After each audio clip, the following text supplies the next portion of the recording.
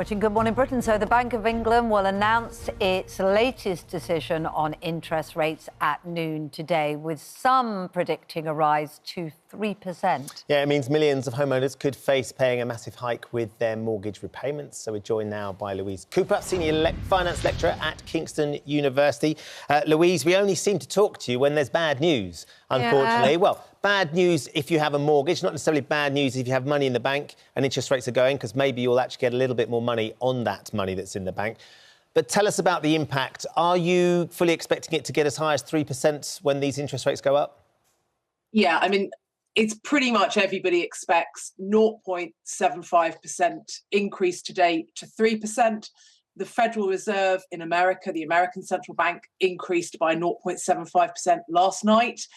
Their rates, by the way, are already at 4%, so substantially higher than here in the UK.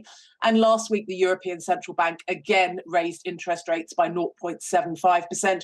Their base rate is below the UK. So this is something that all central banks are doing, faced with surging inflation.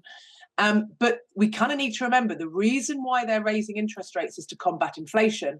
How it does that is by slowing the economy down. So the rise in interest rates hits the economy, and there's already plenty of thought and analysis suggesting we're in a recession already.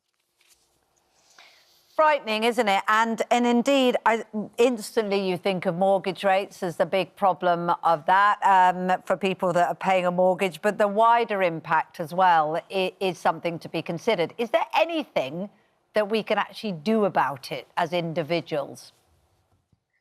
Well, if you are struggling with your mortgage, your first port of call should always be your lender. Because of COVID, we've had plenty of support put in for lenders, although some of that has now ended.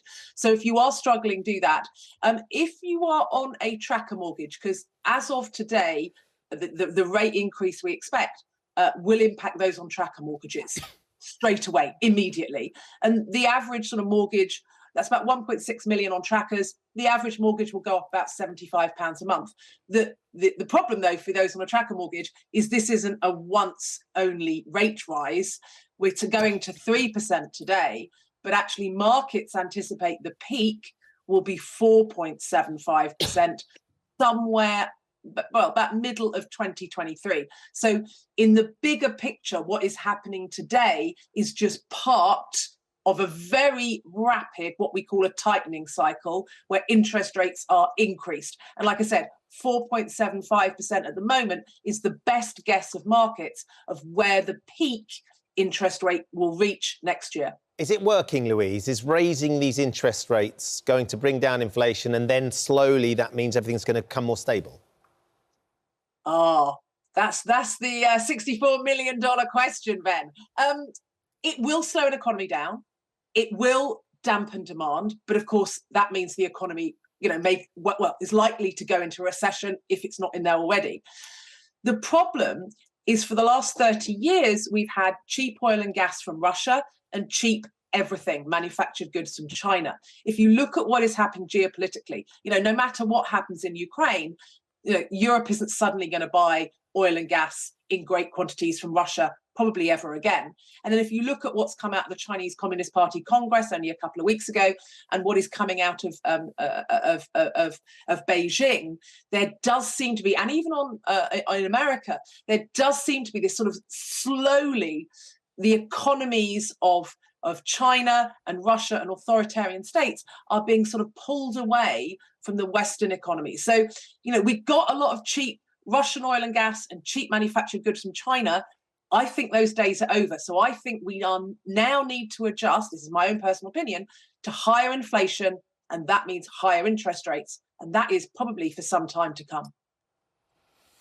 Absolutely frightening, isn't it? Terrifying. But thank you for, again, delivering bad news in such a helpful way. It's always a pleasure to see you. Louise, in the midst of it all. Can you give us some positive news in any way? Do you know, I love my cats. Does that work? Normally she appears behind me. To be honest, I'm surprised she hasn't appeared.